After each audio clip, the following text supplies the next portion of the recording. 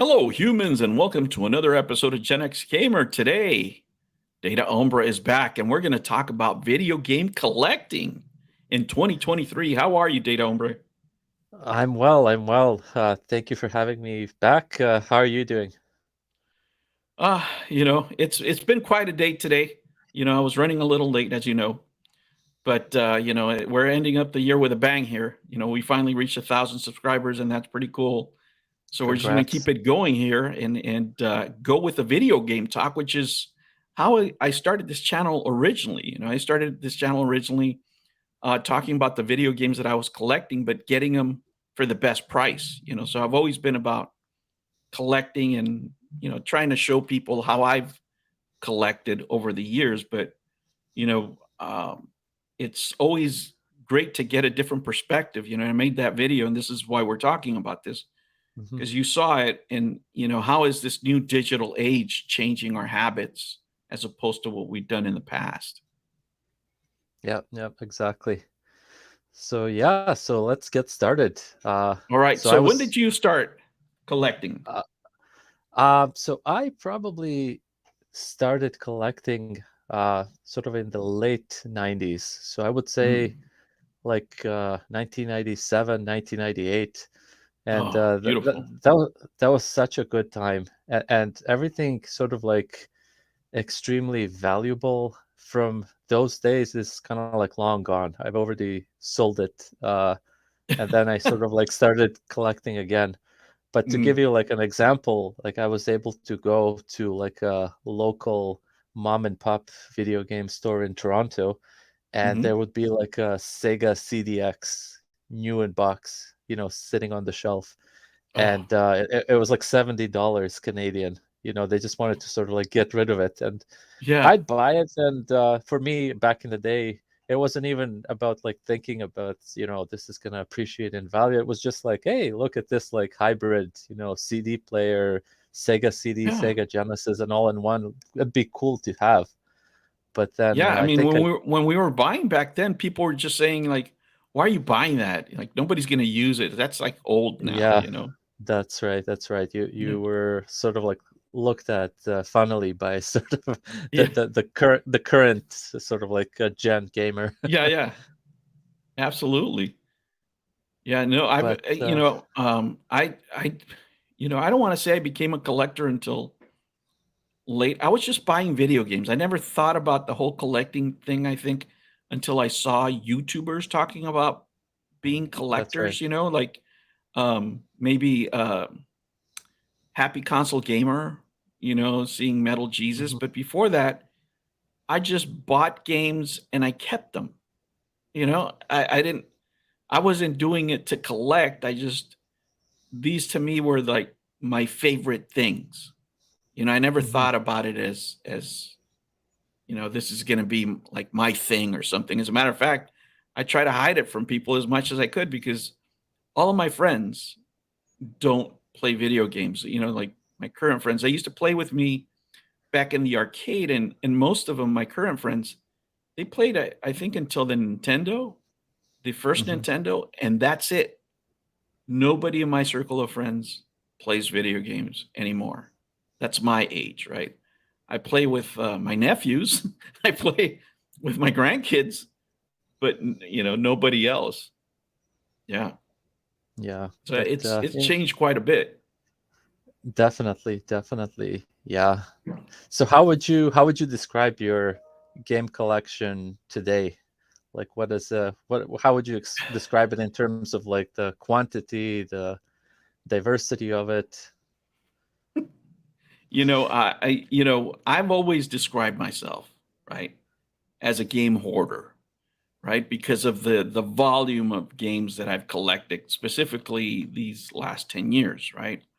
Because during that time, I've been single, my kids have been grown, right, Hmm. and video games actually became a way for me to escape um, a lot of bad behaviors. Especially when I wanted to go back. I'll tell you something about myself is I actually went back to college as an adult, right? Oh, But it's okay. very difficult. It was very Yeah. difficult because all my friends were, they were still partying, still doing these things.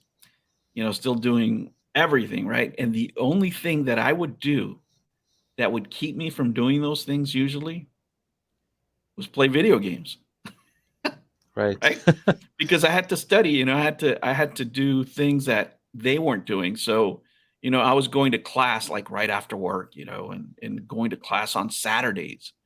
So, in order, because when I started, I had this idea that I could use the credits from my old college education and, not take those classes again, basically. And then I found Mhm. out I was wrong. They said, no, those expire after like, forget if they told me like 10 years or something. So then I had to do it all over again, right? I had to start from Oh, zero. So the plan that I had originally went out the door, and I saw myself saying, like, look, I can't really do anything except work and go to school. So I have to sacrifice something. And it has to be the party life, right? So that's how, when I started really focusing on video games, and while I was studying, I would listen to Happy Console Gamer, his old, right? yeah. And and I would just put them on, I just play a playlist, and then the Metal Jesuses would come up, or the John Hancocks would come up, stuff like that. And that's what I was doing then, just to get it out the way. But as I once I graduated, right, then I went full in. My game collection is most people would consider it big. I think, shoot, at this point, I have to say that I have, mm, I crossed 2,000 Games, around individual there. games. Wow, Yes. that's yeah, that's pretty sizable. Yeah. You're 10x away from being John Hancock. Yeah. I don't think I'll ever get there, but I think but this is my limit. I'm at the point where, I want to buy arcade games, but I have to sell some of this shit off. I mean, Yeah, right? I can't have this much stuff. Like I have 1,000 in the living room, and the rest are in storage, right? yeah. Um, That's pretty awesome. That's quite a sizable collection. I personally, I think, never had that many games specifically, but I did accumulate a lot of different hardware. Like I was nah. always interested, like, okay, I'm gonna have, like the NES, then the Master System, then the Genesis, then I want to have all the variants. Then like Oh, nice. what else is there? Like something obscure, like Atari Jaguar, Virtual Boy, and then it just kind of like got out of hand. And I figured like as I was like getting close to getting married, I figured like, Mhm. okay, like I can't bring all of this stuff to sort of like negatively affect somebody else. They haven't like signed up for this, so I sold off like a lot, and Oh, and man. it's sort of like what I want to do, like talk to you about sort of Mhm. what is kind of like the end game of video game collecting in general in your opinion. Um, Basically, we know that everything eventually must come to an end. We will die one day pretty much. And where is this all stuff, all of this stuff, where is it going to go? Uh, so Yeah. for me, the journey was, I accumulated a lot of stuff initially, then I sold off most of it, and I kind of kept like my favorites. So Mhm. there wasn't like a lot left, and I discovered like the multi carts at that time, like the EverDrives. So that was Mhm. kind of like a compromise. Like, okay, I don't need to have like, you know, hundreds of games anymore. I'll have just like one cartridge and the console itself, and that will kind of like give me the kick of playing sort of like the real thing Yes. to some extent and save on space. But then your bug kind of like bites you along the way again, and you sort of like see a new system like PlayStation 5, Xbox Series X, and it slowly kind of like creeps in, and you start buying again and buying again, and you notice sort of like the same patterns, like, oh my goodness, this is gonna start accumulating again. Like, how do you control it, type of thing? Yeah, I mean, for me, let me tell you, when I, when I decided to get married, and I talked to my wife about it. Like, my wife knew of this, but um, I think that, and tell this to my friends, I'm unusual in this way, that I create the games that I have, right, are more like a, uh, they're more like ornaments, more like my plants. Like, I spend more time on some games, cleaning the collection, and it's just a space. And the reason I created the space is this: is that the world that I was born in, right? The things that I appreciate are slowly disappearing, right? So, Right. in even if you go to GameStop right now, it doesn't look like GameStop 5 years ago, right? Or, when it was Funkoland 20 years ago, it just doesn't look the same. That those spaces are disappearing. So this space that I have with the games and stuff is where I do, for example, a lot of my work. When I do research, I do it there. It's just a calming space for me. Like, that's my zen spot. Right? That's where I relax. But just because I have a lot of games, it doesn't mean I play a lot of games, right? So, Yeah.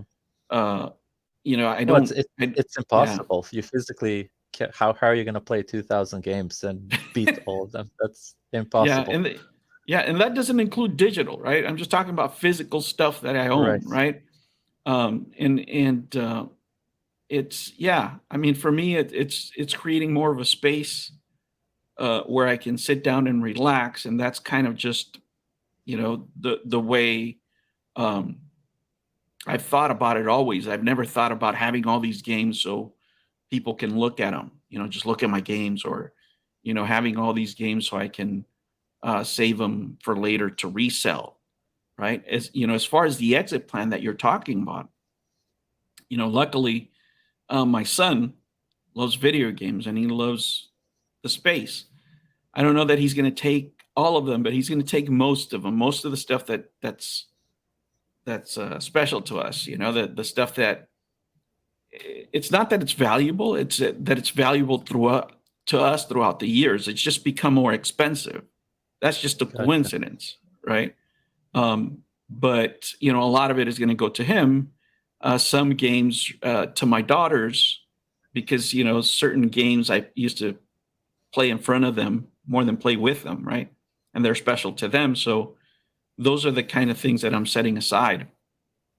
But that would be my exit plan, though, right? Like, if they could bury me with them, being such a game hoarder, I probably would. But yeah, but I even wrote down the list on how I got this amount of games, right? Because it does take effort. You have to focus on something. Mhm. Yeah, that's true. Yeah, I kind of like always wonder, what's gonna happen to all of this stuff. Like if I was just to like die or something like that, would it? Not that I have like a lot, really. I Mhm. probably have maybe 10, 15 systems and maybe 10 computers that are like retro computers in total. So that is not like a lot sounding, but if you sort of like roll all of that out and try to like set it up, then you see like, oh my gosh, this is a lot. Like there's no way that you could Yeah. effectively display all of that and not have it like look like an absolute Do you mess. keep these in a single room, or how do you use these systems when you do I use them? I keep all of them boxed and stored in my basement. There's like a little section in my basement that's kind of like a part of the furnace room, and I can sort of like Mhm. put it in Rubbermaid containers, and it's like tucked away. So I have a spreadsheet system where I know like where's the stuff located, and if I want, let's say like a Neo Geo AES, I know where to find it. Oh But man. the problem is like you're married, you have kids, you're working full time. Like how much time do you really have to like enjoy this? So in reality, it's like the out of all of these things that I've mentioned, you're Mhm. going to be practically, coming back from work, you have like your hour or so of like free time. Maybe you allocate like 30 minutes of that for gaming. you're gonna take that like Neo Geo, put it on a table, connect all the cables, set it up to like a CRT or something for like a more authentic experience. You're gonna play it for 5 minutes, then you're gonna have to like disassemble it, put it all, put it away. Yeah, So no, so it's you like, have to have, yeah, you have to have some sort of setup, right? yeah, Um, and it's almost like it's like this tease, it's like staring you in the eye. It's like there, but it's also pissing you off that it's not like properly used. And time goes by, and you're going like, oh my goodness, like why do I have this? It's just mocking me. I should probably like sell it and maybe go emulation, maybe go FPGA, something like a Mister, just to sort of have a more viable, practical solution for the yeah, retro gaming. you know, I mean, look, I am, when it comes to this, and I tell people this because when it comes to that, I'm not normal. I don't get rid of anything, right? But when you're talking, let's say an AES, for example, like you have, I mean, depends the state of it. It could be worth, over $5,000. I mean, you could put that money away for a scholarship, somewhere. I mean, you're talking about a lot of money, right? I don't have any items that reach that collectively. Collectively, I have to insure what I own, and that's probably the one thing you may want to look at because um, I didn't know how much my stuff was, how valuable my stuff was. The way I found out is that I had to buy renter's insurance for a place that I was leasing, and they said, "Okay, well, how much stuff do you have?" And I said, "Oh, I have this." And they said, "Okay, well, how much is it?" And I go, "I don't know." And they said, "Well, those games could be valuable. You need to give us a list. If you want to insure the games, you need to give us a list." Right? So I started coming up with a list, and then the numbers just kept going higher and higher and higher and higher, and I'm like, "Holy crap." Right? So now I gotta pay insurance for the games, Oh wow. themselves. I have to yeah. So, the games are more valuable than some of the things in the home, right? So that's what really you're insuring.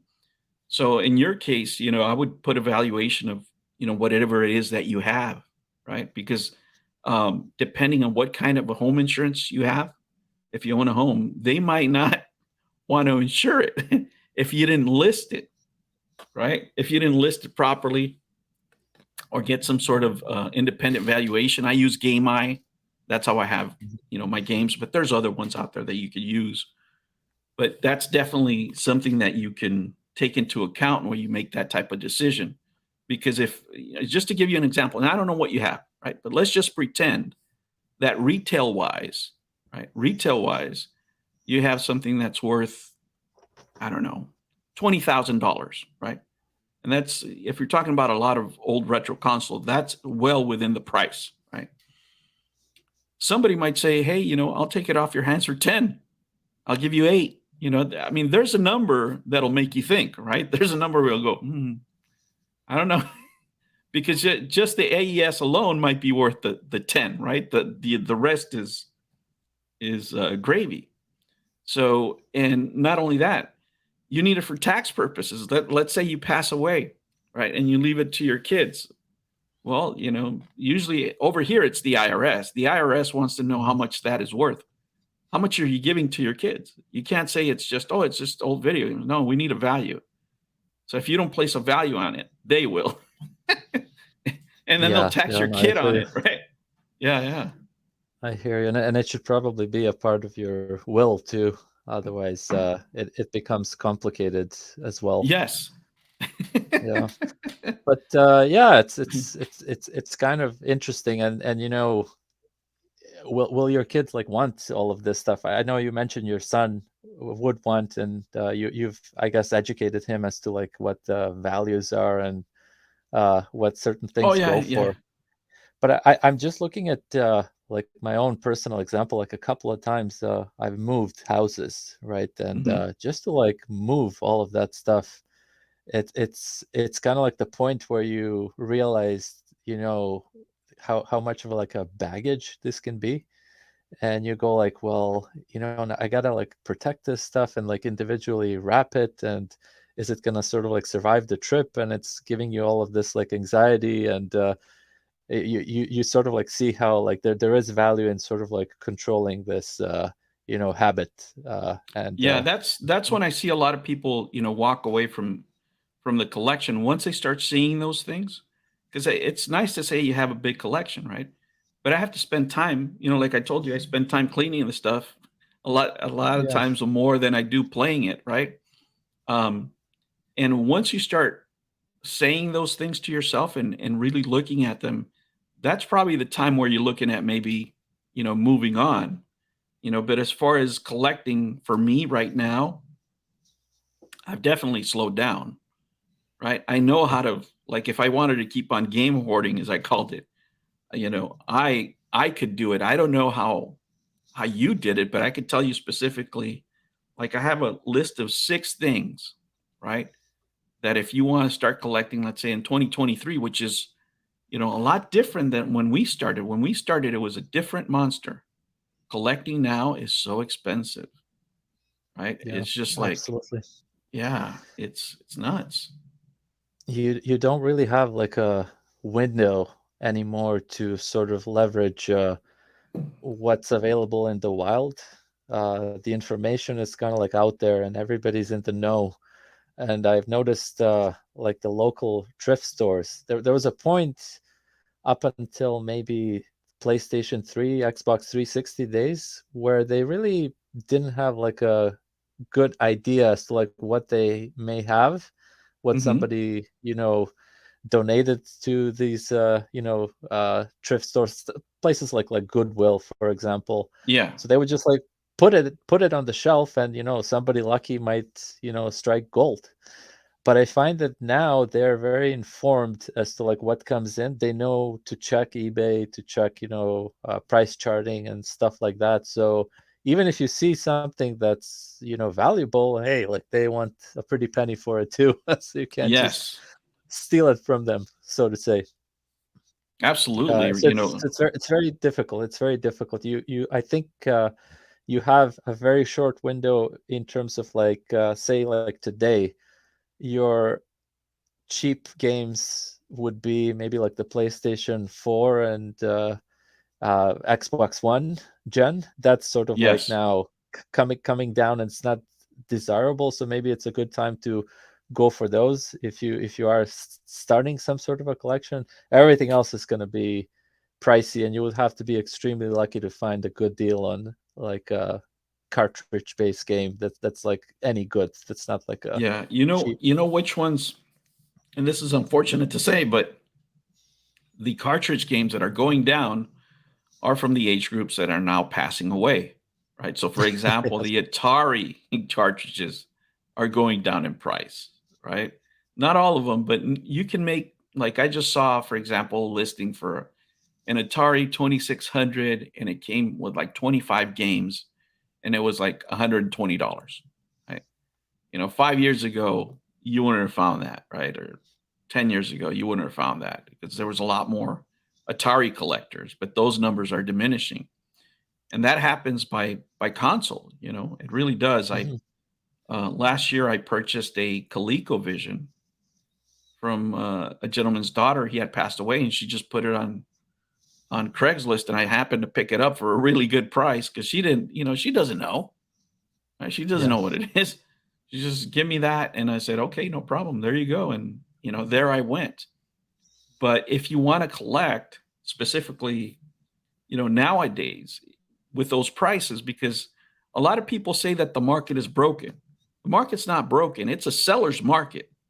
So, for example, Yeah. if you wanted to get rid of stuff, you're going to make buku bucks, right? Especially starting with a, if you have the Saturns, if you have the uh, SNK system, if you have those kind of older um, 90s, the Sega CDX that you were talking about, those are all commanding money right now. So if you have those, the market is great for you. You're not complaining about having a high value item. You're only complaining if you don't have the money to buy it. Those are the people That's who right. Yeah. complain, right? So, but there That's is right. things. Let me tell you how you can mitigate some of those things. Right. Let's say that you wanted to collect. Right. These are the things that I would do. I don't do them now unless it's that something wants me to buy. But the first thing that you do is you let everybody know that you're collecting. Everybody that you know, right, has to know that you're a collector, because eventually somebody will have something and just go, here, take this box. I don't want it anymore. A lot of times I don't even know what they have, and they'll just give it to you. They just want to get rid of the stuff. They don't want to put it on Craigslist. They don't want to do anything else. They just don't want it. They just don't want it in their house. They'll give you stuff. The other thing that I do, and I used to do, I still do now, just for special items, but when I go shopping, for example, at GameStop retail locations, Hmm. I'll let the people know that I'm a collector, specifically the manager or the attendant that's usually there.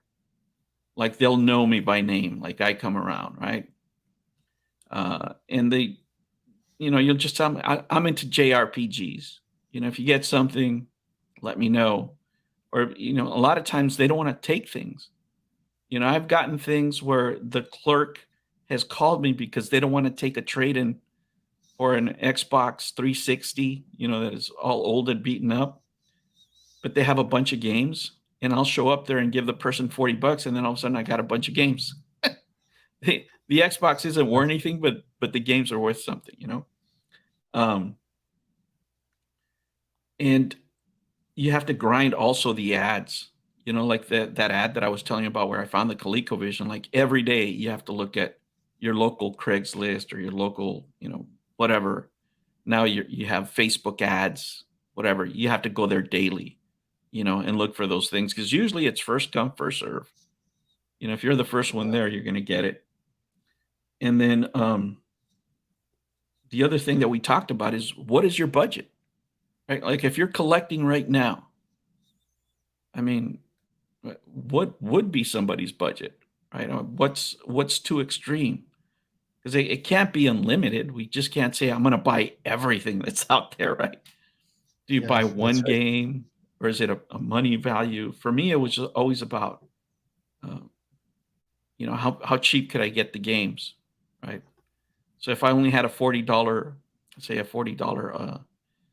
budget, I knew that I was buying, the Xbox at that time, the Xbox 360 games, the PlayStation games, mostly Xbox 360, because those, back in 2016, 2017, I could get 4 Xbox 360 games for about $2.50 a piece if I bought 4. That's pretty Mhm. cheap. Yeah, yeah, that's amazing. Yeah, I think the only kind of like kicker with those, I think Xbox 360, PS3 and up generations Mhm. is the I guess the dependency on updates, right? So uh you have these games which may not be sort of like complete. Yes, they're on disk, but you'll have to like install updates from servers. And Yes. I think still most of them have updates available, but eventually, those servers will go offline and you'll kind of like have to rely on hacking your console and then getting those updates through like a jailbreak way onto Yeah. your system. If you want like, update 1, 2, 3, and 4 to your whatever Battlefield 4 game or Yeah. something like that. So it's not as bad as what we see today with like, PlayStation 4 and PlayStation 5, Xbox Series X. Like those are just like local, updates are big and frequent. They Yeah. basically release like a placeholder disk to the Let let public. And when you Yeah. Let me ask you, I mean, do you have the Game Pass at all? The Xbox, Game uh Pass? I don't. Mhm. The reason being is I kind of like went the Steam Deck route. So I had Okay. Steam account, which I haven't used like in years, to be honest with you. I just kind of like stopped playing it. But then the Steam Deck came out, and I figured like, hey, like I'm kind of like you. Like I might drive to work, and I might have like breaks. So Nintendo Switch came in handy, sort of like to actually be something like that I can use Hmm. portably. So I figured like, hey, maybe the Steam Deck could be something just like that could let me use my existing Steam library on the Hmm. go. And yeah, like for the most part, I like it. Uh, but yeah, no Xbox Game Pass yet. I see that it's like great for the reasons that we've mentioned earlier. Like you don't really have this sort of like tie to physical accumulation. It's stuff Yeah. that you can sort of like peruse through. Some things you can actually like play. Some things you just sort of like test, see if it's for you or not. But it's like Netflix, I guess, for games. Yeah, there's some they will let you have some games, the Xbox games with gold. That's what I used to have, and I used to be able to download, some games that they put on there, and you can save those to your hard drive, right? But what right now, what I'm finding interesting now that you said the whole updating the game and all that stuff is the cloud gaming. In cloud gaming, I'm really just playing on a browser, right? And as long as Mhm. your connection is good, you just go from the get go. Now, if you play like I don't know, JRPGs, it's not going to matter because speed is not really a concern there, right? Yeah. Um, but I find myself playing cloud gaming a lot because I only play for like 10, 15 minutes. Like I play a little bit on my break. Sometimes, nowadays I'm just coming up with ideas for the show. I'll write something for the show. But whenever I got, 5, 10 minutes, it's an easy way to play without installing, without having software. Oh, So for I sure. found Yeah. that has really tempered down a lot, my craving to collect more games because as you say, I'm not going to have time enough to play all this stuff. Yeah. Yeah. Exactly. And hey, like if we really think about it, this is where the Intellivision Amico comes as to like the perfect solution. It's a let me explain. Let me explain. It's a console. It's a Yeah. console that it's a console that doesn't exist.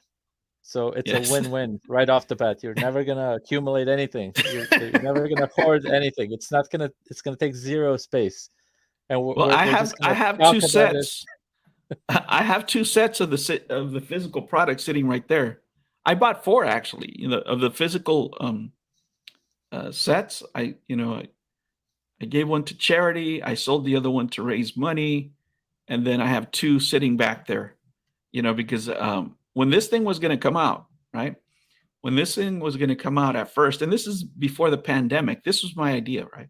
I was thinking, okay, we're going to have one here. I'll have an Amico here, and then when I travel overseas to go spend time with my wife's family and stuff, I'll have one in the house over there, right? So I'll have an Amico over Nice. there, an Amico over here, and everything's going to be fine, right? I mean, I'm still Taking waiting care for the of wood. you're taking care of families worldwide, man. Yeah. Yeah, that's awesome. Yeah, I hope you do eventually get your wood grain. I think the whole internet is rooting for you.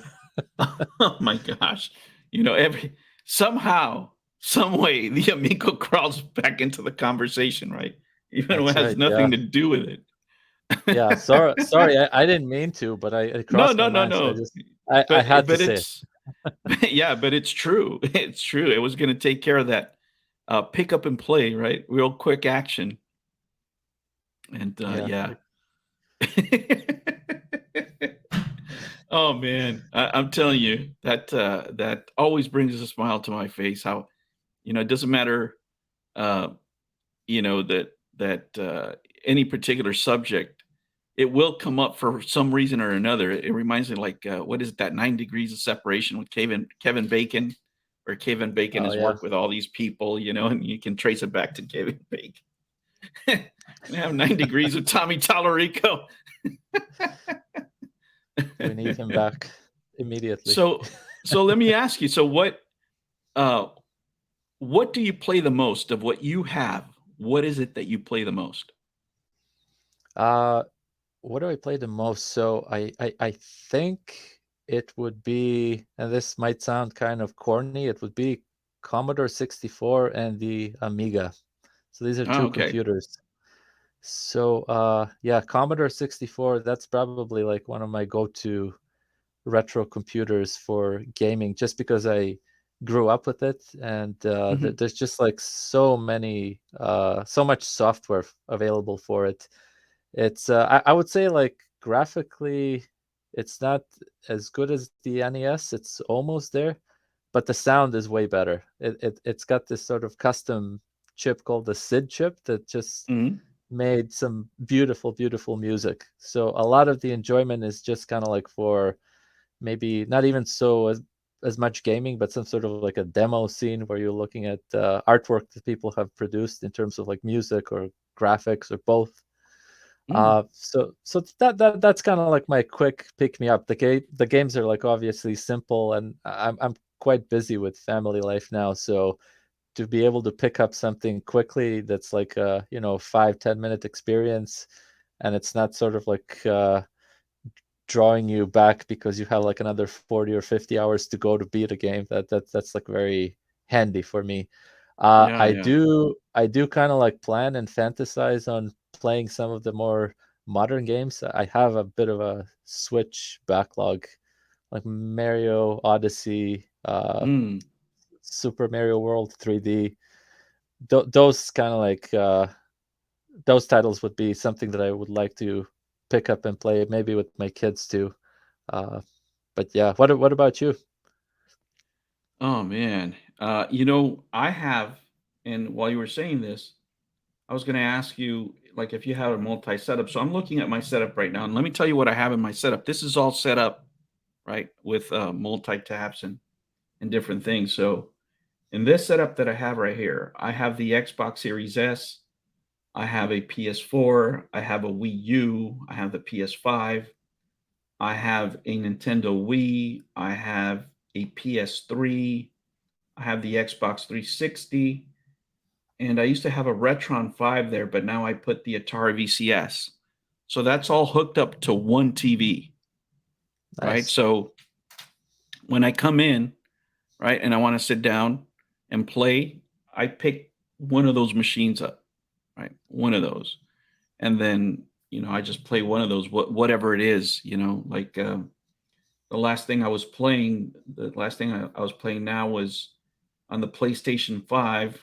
I'm playing uh geez, the director's cut of some game. I forgot the name of the game. Geez. I just talked about it the other day. I'm Oh, playing Xeno. Uh-huh. Ghosts of Ghost Tsushima. of Tsushima. Yes, that's what it is. I'm playing that, right? On the Oh, and I have a like a Pandora stick with like Oh, 10,000 nice, games also hooked up in here. That's what I pick up. That I'll play anything in, usually fighters. And then on the Wii U, I'm playing Xeno Chronicles X right now. And then on the Wii, I'm playing. I think the game is called Onimusha. I'm playing Persona 4 on the PS3. I'm playing Atari 50 on the Atari VCS. I'm playing Diablo 3 on the Xbox 360 right now. So that's, nice. yeah. And then So are you on the just other kind of like room, uh-huh. are you just kind of like casually playing those games, or you're actually progressing sort of like deeper and deeper? Yeah, so Like that so that sounds so that sounds like a lot of games. Like how do you kind of like progress in all of that? well, I just take a little bit at a time. Usually on the weekends, I'll like on the weekend, I've been playing Ghost of Tsushima mostly, right?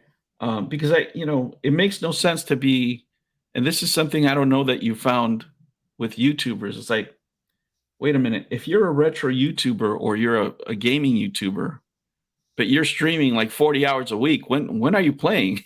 Like if you Yeah, have a exactly. job, right? If you have a job and you're streaming, like when are you playing? So one of the things I wouldn't like to do is, make videos more than I play. It wouldn't make any sense. What am I going to talk about if I'm not playing the game, right? Um, Yeah, so yeah, I pick them up and all the rest, the Xenoblade Chronicles and the other games, I'll put like an hour into. Of course, I have to rotate them and stop, and a lot of it has to do with a wife nowadays because I can only play games for 15 minutes, so there's very few times where, I have an hour, right? And once the baby comes in, I'm gonna be playing a lot of the Nintendo DS.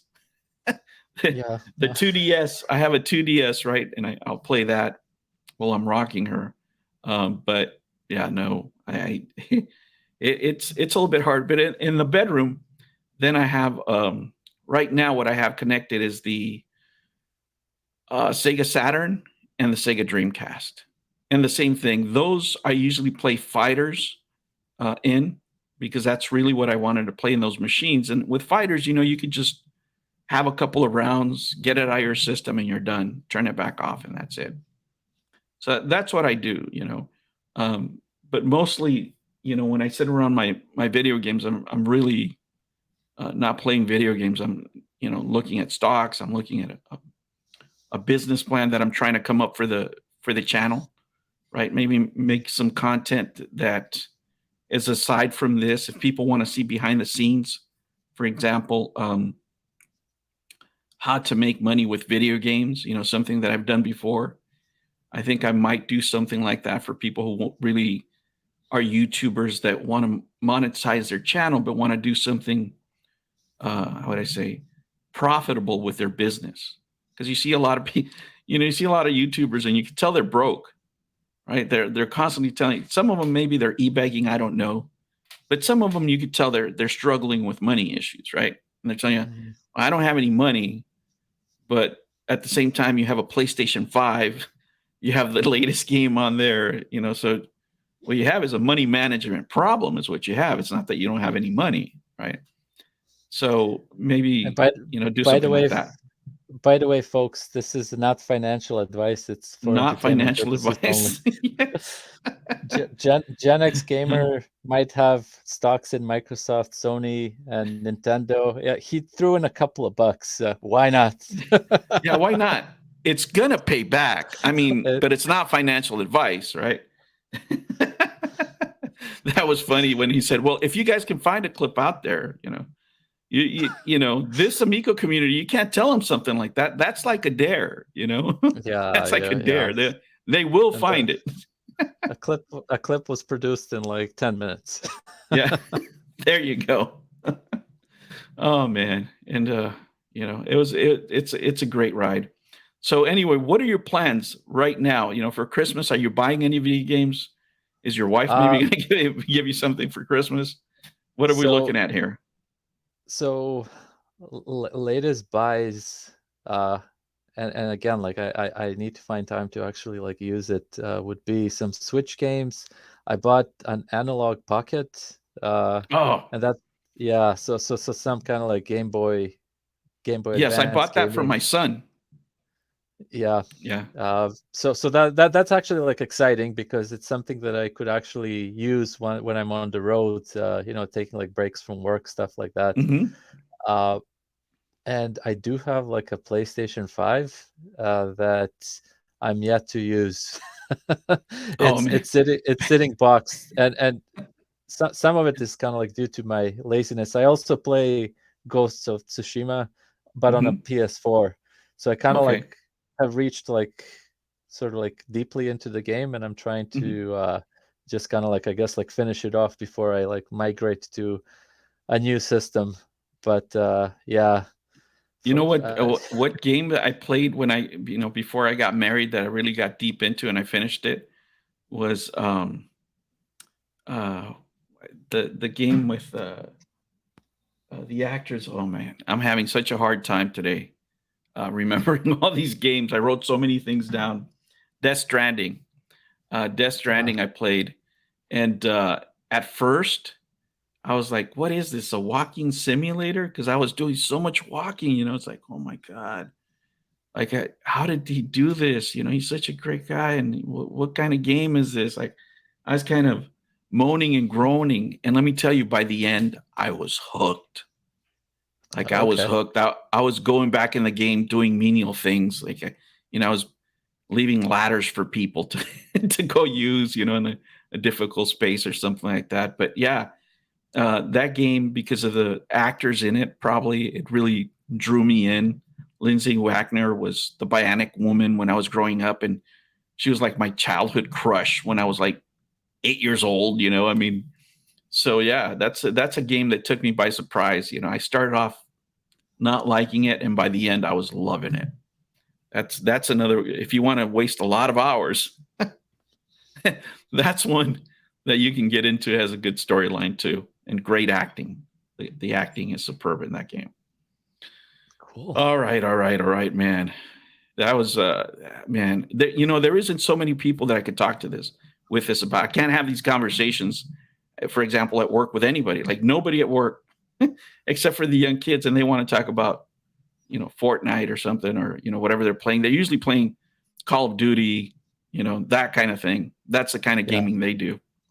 Well, And I, it can be it can be such a personal thing too. Like you said, like people may be willing to talk about video games, but as soon as you sort of like cross that threshold of like, we're not talking about just like the current, let's say like PS5 and a couple of games. You're talking about like all these old systems, and you can talk for hours about all of them, and all the historical information, and you've got games for it. So yeah, to people that are not into it, it might come across as like, holy cow, dude.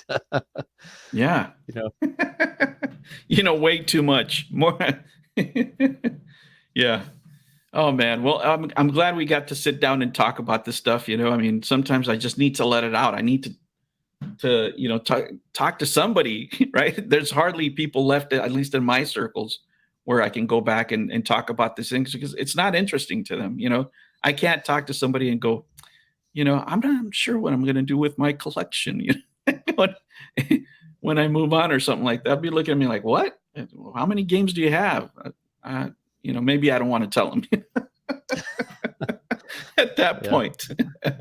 No, I get that. Yeah, thank you so much for joining me. This is a great idea that you had. I really wanted to have this conversation out, and maybe let other people let us know what they think. What are they doing with their collections? How big is it? Do they insure Yeah. it like I do, or am I just the only one that has to do it? Because they're Yeah. requiring me to.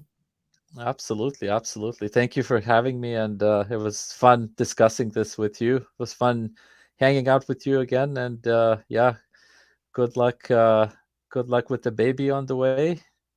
Oh, And thank you so much. Thank you. yeah, and thanks so much, dude. All right, take care. You have a great one. Have a great evening. You too. Thanks so much. All right, bye-bye. Bye bye.